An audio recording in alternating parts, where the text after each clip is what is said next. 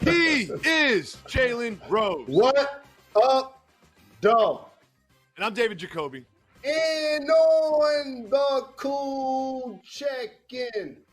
Together we're Jalen Jacoby. What is it that we do? We give the people what they want. Happy Memorial Day to everyone. And of course, we want to recognize the sacrifice and bravery of all the service men and women across the globe. Thank you so much. Jalen, we might be getting NBA basketball back, and it might be coming from Orlando, Florida, as Disney World seems to be the favorite for the quote-unquote bubble to resume NBA action. What do you think about the Disney World location?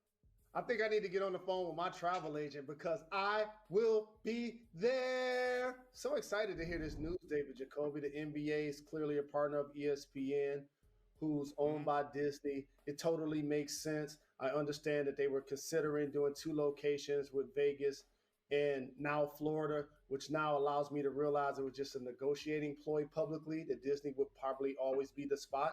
And just think about this. You're going to have less than 1,000 people enjoying Disney World all by themselves. Oh, I know. You quarantine with your family, and now you get a chance to vacation quarantine with your family and work with Jacoby. It's going to take 4 things in order for this to happen. You got a plan? That makes me happy. No question. This is what's going to actually make it effective. The first thing, 20 teams, dog. 10 from each conference. 21 through 30, congratulations. You had a bad season. You're in the lottery. But let's engage as many fan bases as possible. You don't want just 16 teams. You want 20 teams and their fan bases and players involved. Listen to the West. Luka, Ja, Dame, Zion. You want them to do a play-in tournament. Also, like I just said, 7 to 10 seeds. And something that we've talked about on this show for years, a 1 through 16 seeding. I told you, Jacoby. You don't have to worry about traveling now. Everybody in the same place at the same time. And lastly, each playoff series based on time has to be 7 games. So therefore, if it goes a little bit longer, then you won't have the 7 to 10 playoff. But everything has to be 7-game series.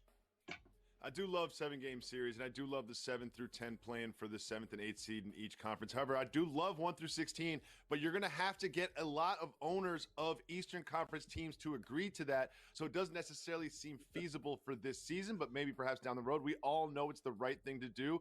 But our colleague and friend Brian Windhorst was on the Hoop Collective, and he brought up something really interesting wrinkle about the 1 through 16 seeding. Let's listen to Windy. If they did a 1 through 16 and the possibility of Brooklyn Lakers in the first round, and like Durant and Kyrie knew that this week, like it was like figured out this week. Good luck, even Kevin. I know what's been said. I know what Woj just said. I got it. I'm just saying circumstances change. Now, this is highly unlikely, but it's also highly, highly juicy. Imagine a Nets-Lakers first-round playoff series that featured LeBron, AD, Kyrie, and KD. Do you think there's any chance that happens? Jacoby, here's what I believe. There's no chance that it happens. I hate to be a buzzkill, and obviously Woj was mentioned, and Wendy, they're 2 of the best in the game. But I was in the arena less than 12 months ago when Kevin Durant tore his Achilles. You remember those times when they were saying he had a calf injury, but he left practice and he had ice on his Achilles? I knew somebody at the workout that Friday. I went on TV and said he should not play. He played. He re-injured himself. There's no way he comes back this season. And also, you think Kyrie gonna come back without KD and allow LeBron James to possibly sweep him out of the playoffs? I wouldn't be surprised with him also dealing with the injury that neither one of those guys play if the Nets make the playoffs, especially if they go against the Lakers in the first round. But we shall see. We will always update you on the latest on the potential return of the NBA, but it definitely feels today more than ever before that we will once again see NBA action on our television screens at home, and I cannot wait for that. We did get some live sports on our television screens at home over the weekend, one of which was Tom Brady and Phil Mickelson facing off against Peyton Manning and Tiger Woods. And Tom Brady, he looked a little bit like me out there in the golf course. He's just shanking tee shots, he's just splitting his pants and all kinds of stuff. But he somehow took a win by being bad at golf because he's so famous for the TB12 method and not eating strawberries and avocado ice cream and this sort of like dedication to his fitness. And he was just very relatable out there on the golf course, making jokes, missing putts. Jalen, did you find his bad golf making him more relatable? You know how much I love Tom Brady. Fellow Michigan Wolverine, ride or die to the fullest. But this is where our show becomes cultural because so many people yesterday felt like Tom Brady and Peyton Manning are funny. They're entertaining. They're Hall of Fame all-time great football players. Is that because, Jacoby, I don't get the Seinfeld type of humor versus the Martin Lawrence type of humor? Because for me, he didn't humanize himself by being bad at golf. That's almost like us making Ryan Fitzpatrick a folklore hero because he has a beard or hair. I think that's more cultural than anything. Wait, Your thoughts? 20-second timeout. Did I just ask you a question about Tom Brady being relatable because he's bad at golf, and then you made it a thing about racial humor? I don't really understand what just happened there. I don't really understand what just happened there. Yes, I'm gonna tell you what happened. You watched him play golf yesterday, and he felt like the everyman, the guy you can have a beer with, the guy that you would love to have over and have dinner with the family. Those are cliches. He didn't make himself more lovable yesterday, Jacoby, playing golf. Stop it. He absolutely did. Well, we have an encouraging update from a legend in National Basketball Association history. Current head coach of Georgetown, Pat Ewing, is now home from the hospital after dealing with COVID-19. Jalen, what do you think about this? PE crazy PE. And let me put some respect on his name. The Hall of Famer, like Stockton and Malone, Gary Payton, Reggie Miller, Clyde Drexler, Charles Barkley, as dudes that Michael Jordan was so very dominant in the 90s, kept from getting championship rings. Patrick Ewing was an elite shot blocker and rebounder. That was his foundation. Played with his back to the basket, could turn over both shoulders, could shoot facing up out to 18 feet. He was a fantastic anchor for the Knicks. And I know that you're a Die Easy fan. So do you miss these days? Do you miss that, Jacoby? Absolutely, I do. And I'm so glad that he is back home and healthy. And I am a Die Easy Knicks fan, but we have some new information about who the Knicks might be adding to their team in the draft. We'll give you that and much more when we return in just 2 minutes. Welcome back to Jalen and Jacoby. Jalen complains to me all the time about what we do and don't discuss on the show, so we created a segment where he decides. It's called Keep It Moving. If you want to discuss the topic, say hit the brakes. If not, me and Method Man keep it moving. We start with an update on Michigan football. Keep it moving or hit the brakes. Brakes. The president of University of Michigan said that if there are no students on campus in the fall, there will be no fall football. What do you think about this stance?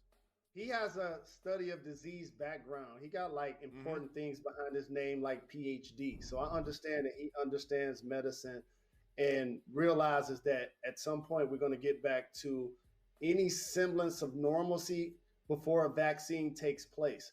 I'm pretty sure after our president made those comments, he looked down in his email and got multiple messages that reminded him that the football program pays for so many things. It makes multiple millions of dollars each year. And so what we can do is if they're having classes and professors are on campus, we can act like possibly that the students are able to correspond, Jacoby. They're able to go to class and get their work in their books and some sort of instruction while they work online. So it satisfies both sides.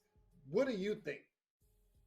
Well, I think it would be difficult to have a football season if they're not allowing students on campus. But one thing I do know is I don't know what the future is going to bring next week, let alone this fall. Moving on, I have video of someone working out during the quarantine that you're going to want to see. Keep moving or hit the brakes. Check out my man, champion Coach O, getting the road work in.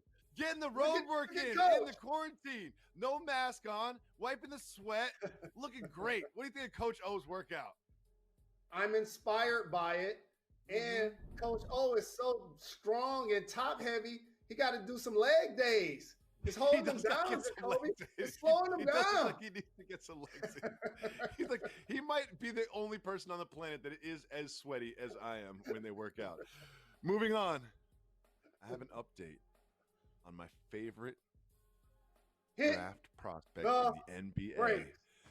The New York Post is saying that LaMelo Ball is top-rated point guard on the Knicks draft board. It just seems like this is a perfect marriage for the Ball family and Madison Square Garden and the Knicks to all come together and come back. I love LaMelo Ball to the Knicks so much. This has to happen. The remix would be a lot better. Lonzo to LA didn't work out so well. I think the family now would be prepared for this big stage in New York if he ended up getting drafted by this team. And so we're both excited about his NBA potential as a tall point guard. He's going to give up good shots to get great shots. He showed that he could score the ball, finish at the hoop.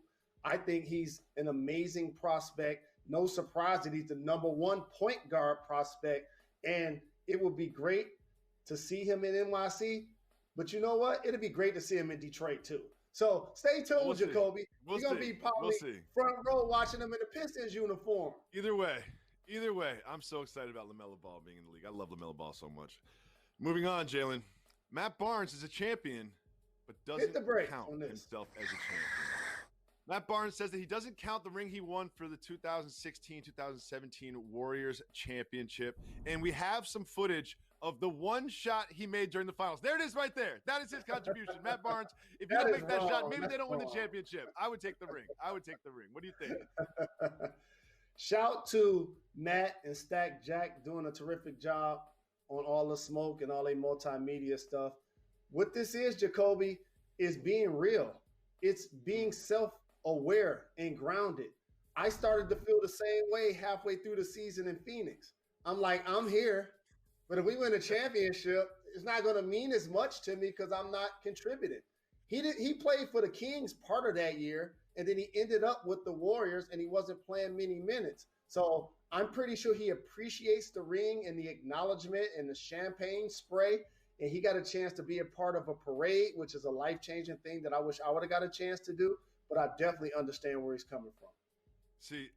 I'm the other way. I feel like even if I just loaded the bags onto the bus, maybe I worked and practiced hard and forced the starters into getting extra sweat. I'll take any contribution whatsoever. I was a part of that championship team. I won that ring. That's how I would look at it. I don't have the same honor that you guys do. When we come back, we have Jalen's favorite thing to talk about, Mike Tyson potentially turning. We have an update right after this. Stay tuned. Welcome back to Jalen and Jacoby. Jalen likes talking about nothing more than a potential return to the ring of Iron Mike Tyson. And we have some new footage of Mike Tyson working out with Vitor Belfort, and he's shirtless and he looks ready. What do you think of Tyson in the gym here? Looking strong. It makes me feel like I need to take off my shirt. You know what I'm saying? I ain't built like Mike, but I'm built. And one thing I learned, Jacoby, is this version of Mike Tyson that I'm recently seeing, trust me, take it from somebody that's been to his house, that knows him personal.